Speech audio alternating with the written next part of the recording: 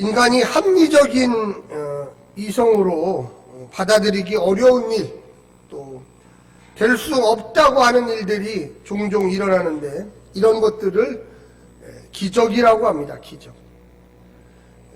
그런데 우리 보통 평범한 사람들은 이 기적이 일어나기를 또한 원합니다.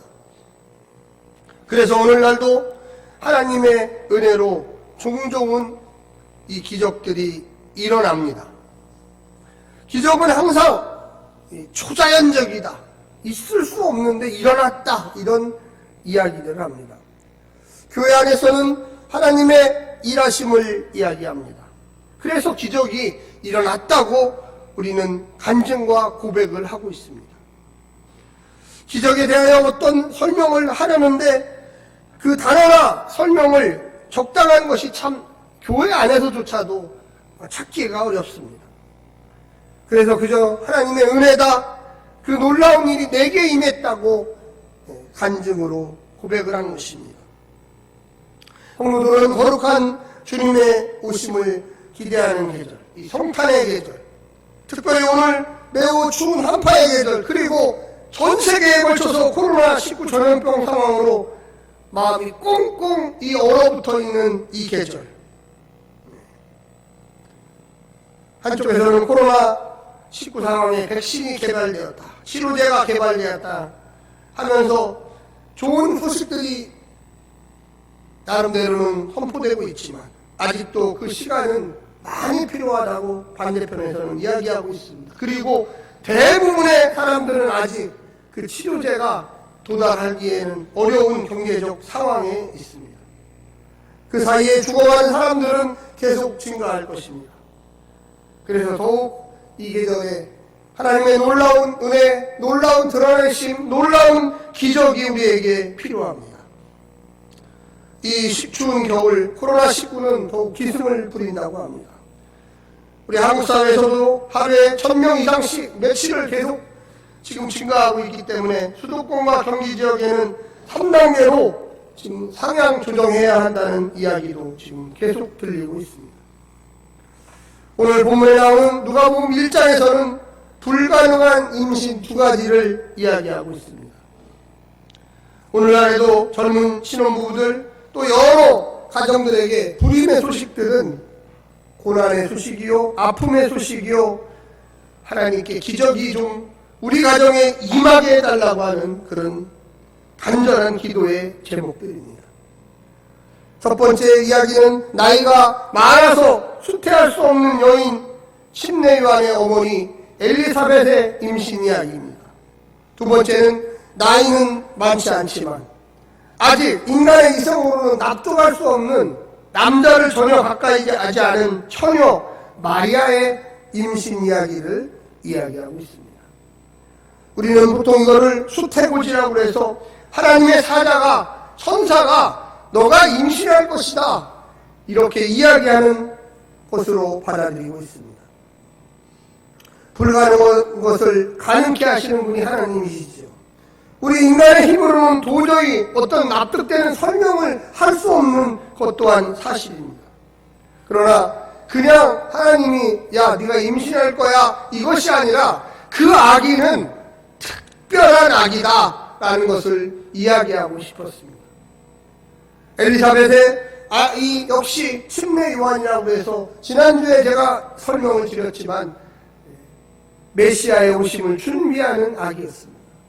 그리고 이번 주에 더 특별한 아기, 마리아가 가졌던 이 아기는 인류를 죄에서 구원시킬 메시아의 탄생 그 자체, 하나님의 아들이 오신다는 것을 이야기하고 있습니다. 구약 성경을 보면 이와 비슷한 이야기가 몇 가지 나오는데 그 중에 2가지 이야기를 좀 해드리면, 아브라함의 아내 사라의 특별한 이야기가 있습니다. 나이가 많아 임신하지 못하는 그것. 그런데 하나님의 천사가 지나가다가 야 너희 집에 아이가 있을 것이다, 아이가 있을 것이다. 90세 할머니예요. 90세. 그래서 기가 막히게 제가 여자로서 경수가 끊어진 지가 언제인데 아이를 낳습니까? 장막 뒤에 서서 웃다 보니까 야, 하나님을 비웃냐? 너의 그 비웃음이 진짜 기쁨의 웃음으로 바뀌게 될 거다 하면서 그 아이의 이름을 이삭, 웃음으로 해라 하는 그 이야기를 우리는 알고 있습니다. 엘리사벳의 그 이야기가 상당히 사실 비슷해요.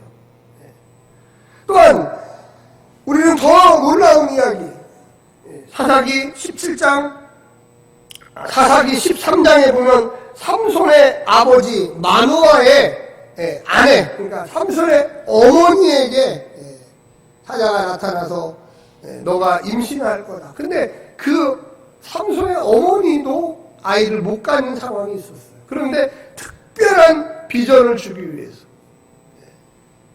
사사시대의 그 죄의 구렁텅이에 빠져서 헤매는 그 민족들에게 하나님의 귀한 메시지를 전하기 위해서 삼손을 하나님이 특별히 들어쓰는 과정 중에 임신 이야기가 나옵니다. 삼손의 아버지 마누아의 아내에게 사자가 나타난 이야기는 오늘 본문 누가복음 1장과 거의 유사한 형식이었다는 것입니다. 오늘 본문에서는 천사 가브리엘, 하나님의 특별한 목적을 알려주는 형식으로 하나님의 좋은 소식을 보낼 때는 가브리엘 천사를 통해서 보낸다는 것입니다. 할렐루야. 그래서 가브리엘 천사가 좀 우리 한국 사회에도, 우리 행복한 교회에도 이 대림절 기간에 좀 나타냈으면 좋겠습니다. 할렐루야. 기쁜 소식.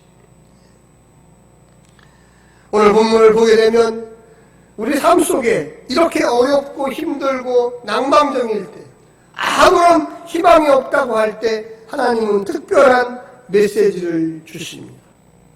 오늘 하나님의 말씀을 듣는 성도들 가정마다 정말로 어느 집은 너무나 어렵고 힘든 경제적 상황에 처해 있을 줄도 모르고 또 고질적인 병으로 아파하고 좌절하는 가정 속에 가브리엘 천사가 좀 나타나서 하나님의 특별한 드러내심, 기적을 좀 창출했으면 좋겠습니다. 오늘 본문을 보게 되면 마태복음 1장 20절에 이러한 증언들이 나옵니다. 마태복음입니다. 누가복음이 아니라 마태복음. 이 일을 생각할 때 주의 사자가 현노하여 이르되 다윗의 자손 요셉아 내 아내 마리아 데려오기를 무서워하지 말라. 그에게 잉태된 자는 성령으로 된 것이라. 성령으로 된 것이라. 마태복음을 이렇게 쭉 보게 되면 이 주인공이, 예수님 탄생의 주인공이 아버지 요셉이에요. 그런데 오늘 본문에 보게 되면 누가복음은 아버지가 아니라 어머니 마리아입니다. 방금 전 읽어드렸던 마태복음 1장 20절은 주의 사자가 아버지에게 가서 얘기를 해요. 근데 누가복음에서 보면, 오늘 본문에 보면 거의 아버지는 안 나오고 어머니 마리아만 주로 나와요. 하나님의 천사가 너가 임신할 거라고 하는 이 수태고지의 전체적인 이야기에 누가복음은 여인이었던, 소녀였던 이 마리아에게 나옵니다. 제가 누상 얘기했지만 AD 1세기에 결혼하지 않은 처녀 마리아, 사실은 이름도 없고 빛도 없고 별로 무가치하고 그 로마 사회에서, 유대 사회에서조차도 여인이라고 하는 그 부분은 그렇게 남자에 비해서 아주 무가치한 존재예요. 그런데 마태복음에서는 어머니의 이름 마리아가 나오긴 나오지만 중요하지 않아요, 사실. 근데 왜 갑자기 누가복음에 와서는 아버지보다 어머니, 그리고 나이 어린 처녀, 이 사람을 이렇게 중요하게 기록했을까? 그것은 모든 별 볼 일 없는 사람들에게 하나님의 은혜가 임할 수 있다는 가능성을 보여주기 위해서 그렇습니다. 할렐루야. 우리의 삶 속에 특별한 일은요, 저 사람은 원래 공부를 잘해, 저 사람은 원래 뼈대 있는 집이야, 저 사람은 원래 재능이 있어, 그것도 박수 쳐줄 일이에요. 그런데 저 사람은 굉장히 연약한 사람이었는데 저 사람은 참 힘이 없고 공부도 못하고 능력도 부족하고 저 사람 집안이 참 별 볼일 없는 집안인데 어떻게 저런 집에서 저와 같은 놀라운 사람이 나왔을까? 저는 이 누가복음을 처음 읽었던 AD 1세기에 살았던 이 누가의 공동체 사람들은 1장부터 아마도 상당히 놀랐을 거예요. 두 번째, 제가 잘 다루겠지만 이 심내 요한은요, 아버지 사가랴가 제사장이었어요. 제사장은 지금으로 말하면 굉장한 엘리트예요. 사실 엘리트. 정말로 뼈대 있는 집안이에요. 아무리 지방의 제사장이라고 하지만 이 제사장이, 지방에 있던 제사장이 예루살렘에 가서 예루살렘에 있는 성전에서 제사를 지내는 일을 당번을 따라서 할 때, 그때 주의 천사가 나타나서 야, 너희 집안에 하나님의 기도를 들으셨고 너가 의인이고 너가 너의 아들이 앞으로 큰 일을 할 거기 때문에 내가 너에게 아들을 준다 얘기했어. 당연하죠. 예루살렘 성전, 하나님이 이 땅에 거하시는 곳이에요. 그곳에 제사장이라는 사람이 가서 분향을 하는 그 순간에 하나님이 나타났다. 이거는 뭐 너무나 당연한 거 아닙니까? 성전에서 제사장이 분향하는데 하나님이 기도에 응답했다. 이거는 뭐 특별한 게 없어요. 사실 너무나 당연한 거예요. 당연한 거. 그런데 여기 본문에 보게 되면 오늘 본문에 이 마리아에게 나타난 것은 갈릴리의 나사렛이라는 동네.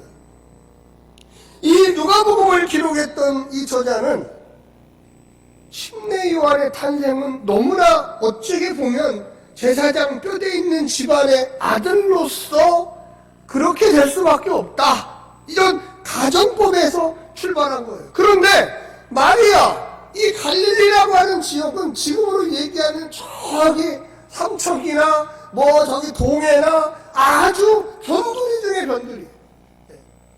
이 예루살렘이라는 지역 자체가 남유다의 가장 전통적으로 중심적인 뼈대 있는 데였어요.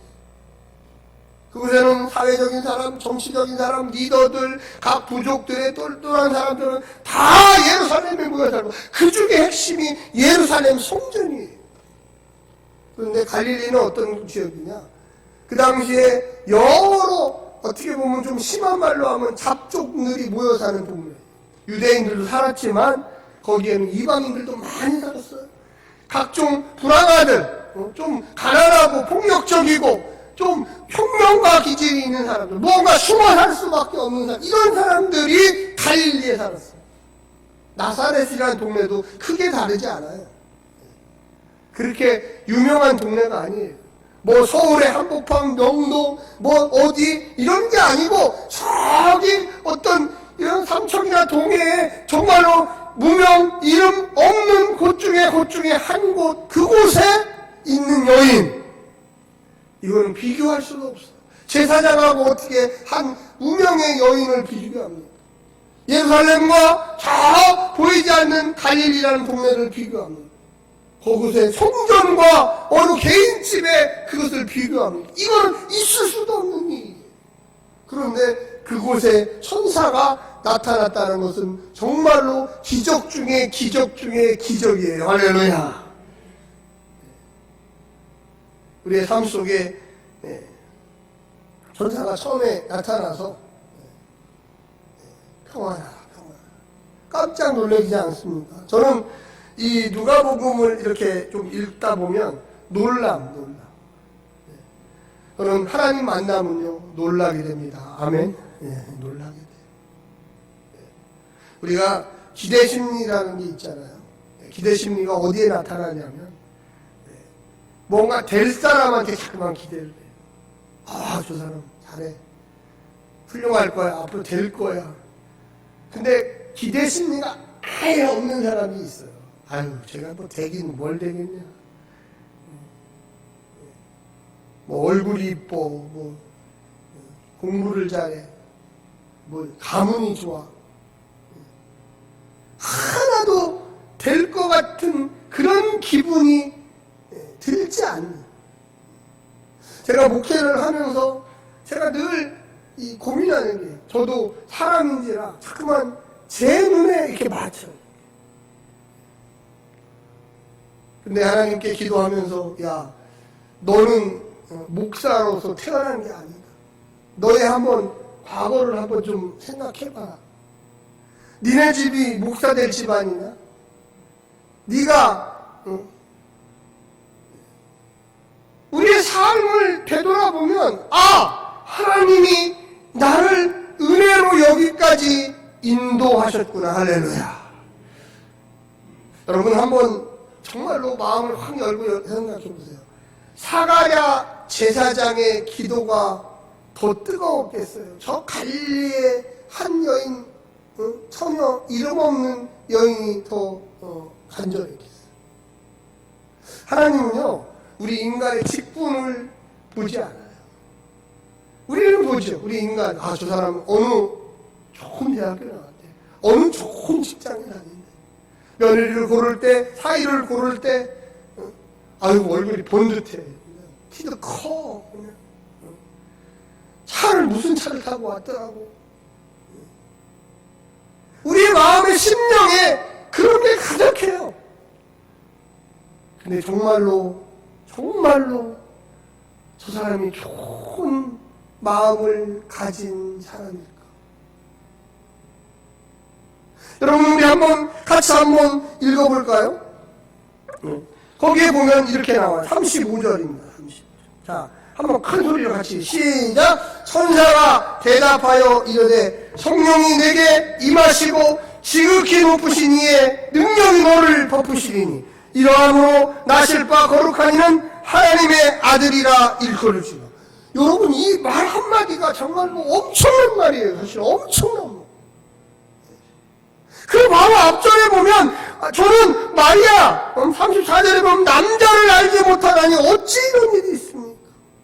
야, 네가 애를 가질 거다. 아니, 저는 아직 결혼을 안 했어요. 약혼은 했지만 아직 유대의 풍습의 결혼 의식을 조금 알면은 정말 이 말이 무슨 얘기냐? 이 말은 무슨 얘기냐? 천사가 나타나서 너 임신할 거다. 임신했다. 이게 임신했다예요. 임신할 거보다 했다. 저는 그러면 죽어요. 약혼한 상태에서 여인이 아이를 가졌다. 그 아이의 아버지는 도대체 누구예요? 이거는 죽을 일이에요.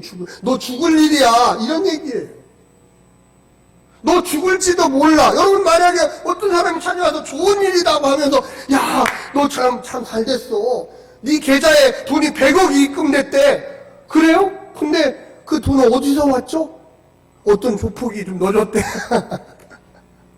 여러분, 이게 좋은 일인가요? 이게 좋은 일. 아이고, 내 은행 계좌에 100억이 입금됐는데 조폭이 잘못 입금해가지고 100억이 들어왔어요. 그럼 내 거예요, 이게? 내 거? 지금 이런 얘기라는 거예요, 이게. 저는 아무런 일을 한 적이 없어요. 저는 무죄예요. 이 일이 알려지면 저는 죽어야 돼요. 파혼해야 돼요. 파혼. 그 요셉이 마태복음 읽어보면 나오잖아요. 파혼하라고 그래서 파혼. 난 저는 부정한 여자는데 못 데리고 오겠다. 아니, 나하고 저 여자하고 한밤을 보낸 적이 없는데 도대체 아이를 가져왔다니 이게 말이 돼? 지금도 아마 놀랄 일인데 2000년 전 그 보수적인 사회에서 나하고 아무 관계도 없는 여인이 아이를 가지고 왔다. 그러면 넌 도대체 뭐냐? 이건 좋은 소식이 아니에요. 좋은 소식이. 기쁜 소식이 아니에요. 죽음의 순간을 맞이할, 파혼하고 버림받아야 될 소식이에요. 너무 놀란 거예요. 놀람. 아까 제가 했죠. 놀람. 이게 도대체 뭔 일이지? 그런데 35절 읽었지만 거기 뭐라고 합니까? 지극히 높으신 이에는 하나님이 너를 덮으시리니 하나님이 아들이라. 네가 가진 그 아들이 하나님의 아들이라. 할렐루야. 이건 지금 놀람과 이거는 기상천외한 일과 정말로 상상할 수도 없는 일들이 일어나요. 여러분, 예수를 믿는다는 게 그냥 나 예수 믿어, 교회 나와, 나 행복한 교회 다녀. 여러분, 이런 일로 예수를 믿는다고 생각하면 오산입니다. 나 같은 사람이 나같이 죄 많고 나같이 부족하고, 여러분 그것을 깨닫게 될 때 하나님이 나를 사랑하신다는 걸 알게 됩니다. 내가 예루살렘에 태어난 사람도 아니고, 우리 집안이 어떤 집안입니까? 아무것도 없고 빈털털이고, 정말로 나 같은 사람이 하나님을 사랑한다, 하나님이 나를 사랑해 주신다, 내 몸에서 하나님의 아들이 태어난다. 여러분 한번 조금만이라도 한번 생각해 보십시오. 왜 우리가 예수를 믿으면 기쁘고 즐겁고 담대해지고, 조금 심하게 얘기하면 교만해지고 나는 하나님의 아들이야. 할렐루야. 우리 집 가난해, 우리 집 연약해, 나 별로 배운 것도 없어. 그런데 나는 하나님의 아들이야. 할렐루야.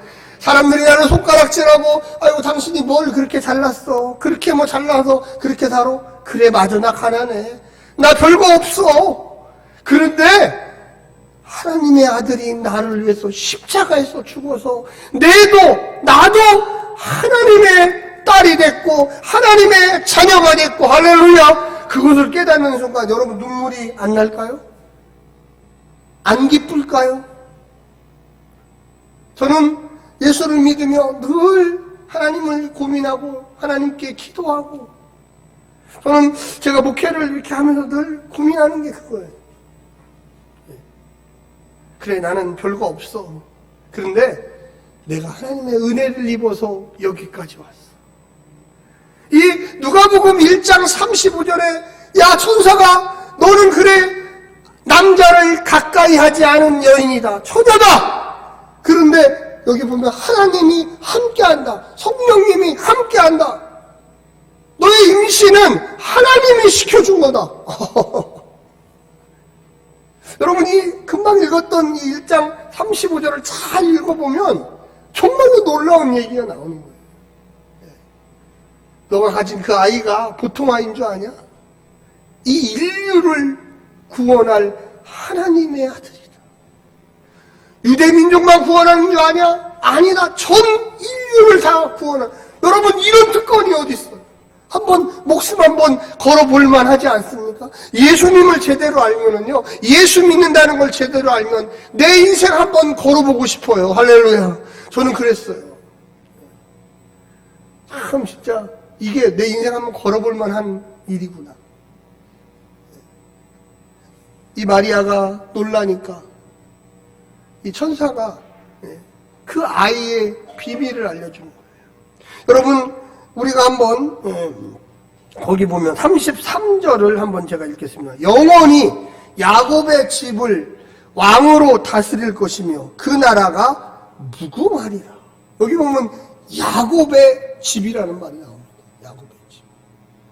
야곱의 집이라는 게 무슨 뜻입니까? 야곱의 12아들을 얘기하는 거예요. 그게 바로 이스라엘을 형성했죠. 이스라엘.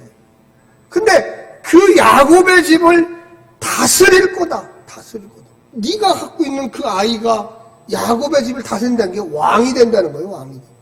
그 나라가 무궁하리라. 끊임없이 계속될 것이다. 할렐루야. 어마어마한 진짜 선포. 이 오늘 본문의 이 선포는 정말로 마리아에게 네가 지금 앞으로 가질 아이가 어떤 아이인지 아냐? 너 비천한 그 여인. 그런데 그 여인이 이 12부족의 왕이 돼서 그 나라를 영원히 다스릴 그 어머니가 네가 될 거다. 여러분 그리고 32절에 보면 그 큰 자가 되고 지극히 높으신 아들, 여기 나오죠. 또 나와요. 하나님의 아들. 일컬을 것이요 주 하나님께서 그 조상 다윗의 왕위에 그에게 주시리니. 왕이 된다는 거예요. 왕이. 이게 보통 얘기가 아니잖아요. 다윗의 왕위를 주실 거다. 다윗. 오늘 요즘에 우리가 내일이면 매일 성경 역대하가 끝납니다. 역대하. 제가 계속 지금 이렇게 영상을 통해서 우리 성도들이 보시리라 믿는데, 남유다의 20명의 왕이 나왔는데 전부 다 이 다윗의 가문, 다윗. 솔로몬의 아들들이에요.